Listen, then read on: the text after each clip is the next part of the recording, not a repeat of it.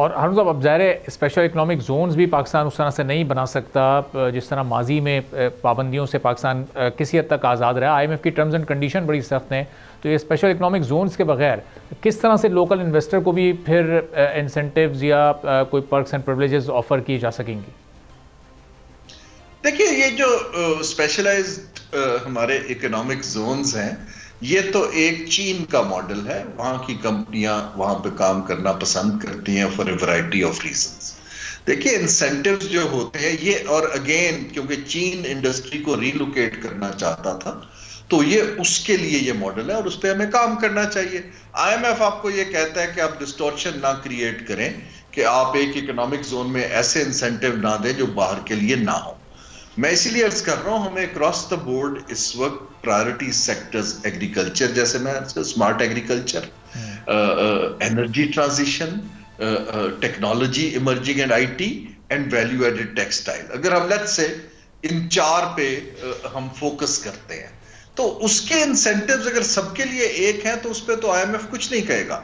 अगर आप खसूसन किसी मुल्क को या एक पीस ऑफ लैंड को इकोनॉमिक जोन को देते हैं, उन्होंने उस पर एतराज किया है। देखिए, इंडस्ट्री लगने के 3-4 अगर आपने एक्सपेंशन में जाना है, आपको चीजें, सबसे पहले तो आपको लॉन्ग टर्म फीजिबल फाइनेंसिंग चाहिए लोकल, और अगर सरकार 70% बोरो करता रहेगा तो यहां पर फीजिबल फाइनेंसिंग मार्केट में नहीं जाएगी।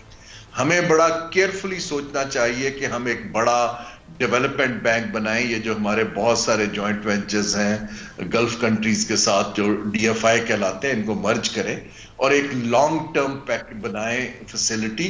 पहले भी जब इंडस्ट्री लगी थी तब DFIs होते थे, NDFC होता था, इंडस्ट्रियल डेवलपमेंट बैंक होता था। कमर्शियल बैंक रिस्क नहीं लेता है, तो एक तो हमें वो कैपिटल चाहिए। दूसरा इंसेंटिव हमें चाहिए कि लैंड की कीमतें बहुत ज्यादा है, अगर हम इसको एक लीज आउट का तरीका बनाएं कि आपकी कॉस्ट ऑफ डूइंग बिजनेस नीचे आ जाए।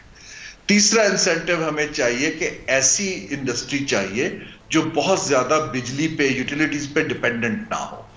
वो वहां IT आ जाता है। देखिए ना, जितनी आप बिजली पे डिपेंडेंट होंगे, हमारी बिजली महंगी है, अभी उसको रिस्ट्रक्चर करना मुश्किल दिखाई देता है।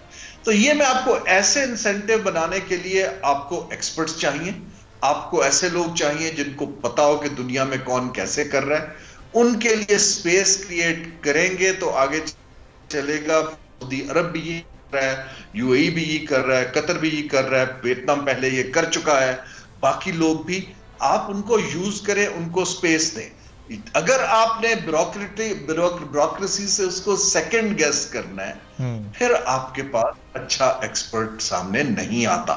आप देखें ना, अभी एक इकोनॉमिक प्लान का एक पेपर बना था, आप एक प्रोफेसर साहब को लेकर आए ऑक्सफोर्ड से, वो स्टेफन आया, उसने लिख के दिया।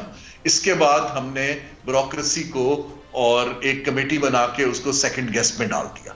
या तो लाएं तो उनकी बात सुने, या फिर ना लाएं। देखिए, हमें इस वक्त दुनिया को बताना है कि हमारा जो प्लान है वो क्रेडिबल है, कंपेटिटिव है, कटिंग एज है और डूएबल है। सब्सक्राइब करें और बेल दबाएं ताकि कोई खबर रह न जाए।